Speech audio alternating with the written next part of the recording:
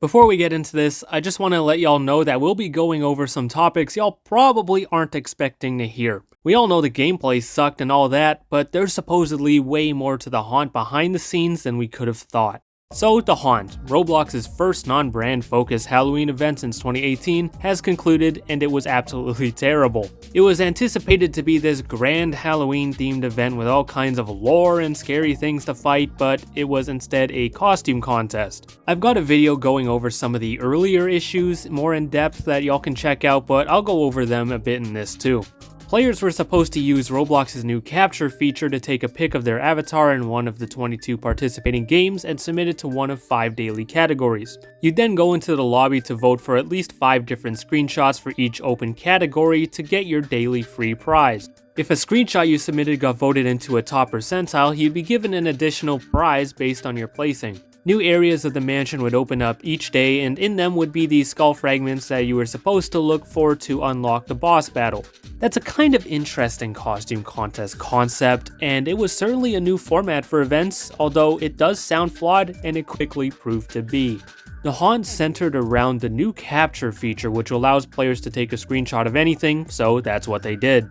Almost every single top voted screenshot for every category was an NPC, a model, or a profile pic accessory, with very few being actual avatars. Those who put money and effort into making a cool costume to submit were instead beat out by random pics that shouldn't have been eligible. People didn't vote for avatars, they voted for pics that match a theme. Or at least that's what we thought, because there might be a very different explanation. Sometimes the capture feature would also glitch out and not give the submission pop-up, preventing players from entering certain categories. This was a costume contest that saw actual costumes being beat out by NPCs and sometimes not being able to submit anything. The capture button would also follow people to any game and appear on the UI even if it wasn't a game participating in the event. It's still stuck on my screen and a lot of others too, and it's honestly starting to get pretty annoying since us PC players can't move or disable it. I'm assuming it's a glitch, but it's also possible that it's intentional given some of the rumors I've heard, which we'll get into later. The prize items were really glitchy when first rolled out too, but I think they've been fixed now, so you should be able to claim them. That bear hat prize wasn't as exclusive as advertised though, because it was accidentally given out to random badge holders at the start of the event. Roblox also messed up the handout of other prizes, as the amount of people winning each prize doesn't make sense based on the percentages Roblox said. I'm thinking maybe Roblox disqualified anything that wasn't an avatar, and that's why the numbers are so low, but who knows. A few people have even called out Roblox for supposedly lying or being misleading about how many people could win a prize. The prizes themselves were one of the few positives of the event since they looked decent, but even they were broken.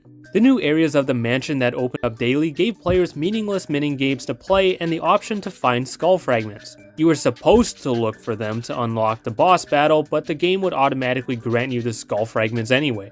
You literally didn't have to play the game a single time to get to the boss battle because the game did all the work for you. Then there's the boss battle, which I haven't talked about yet, and there's so much to say about something with so little to do in it. First off, I want to say that the boss battle map looked really good, and unfortunately, that's the only good thing I have to say. The Haunt's boss battle, in my opinion, was without a doubt the worst boss battle in Roblox event history.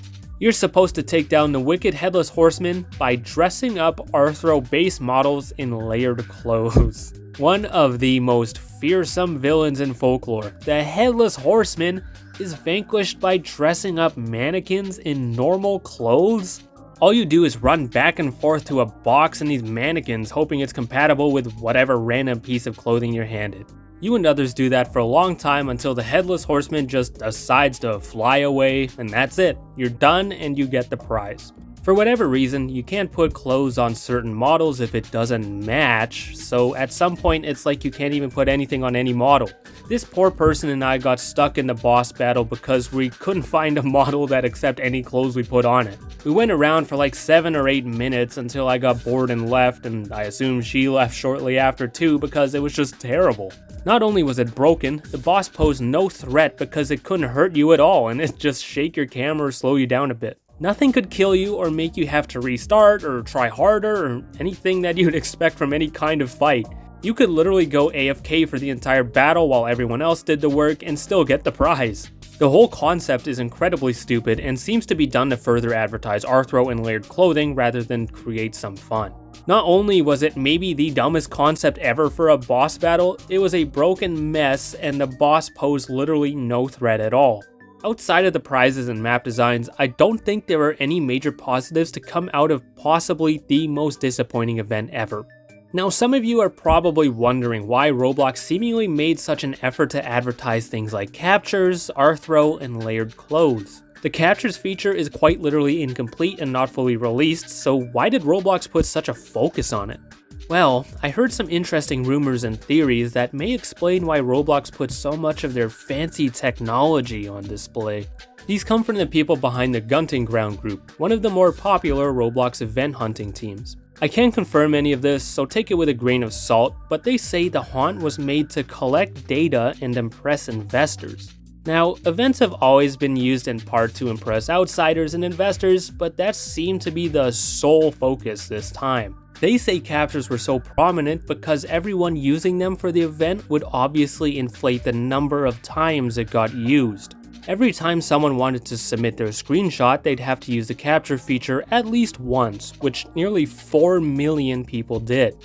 The number of times it was used is way higher though, because most people are taking multiple pics to get that perfect one and to enter multiple categories. The capture button staying on people's UI in any game afterwards will also result in a lot more usage, most probably being accidental, but that won't matter. Relying on the relatively unpopular capture feature and maybe accidentally on purpose putting it on all players' screens is definitely going to drive up usage. It makes captures suddenly look super popular both publicly with us and internally with Roblox, who can probably see all the data on how many times it was used. Hypothetically, with those inflated numbers, Roblox could act like it's more popular than it actually is to impress investors, and then show the numbers as evidence. Basically, the theory is Roblox made us use captures to inflate how much it's used and by how many people, so they could report higher numbers to investors.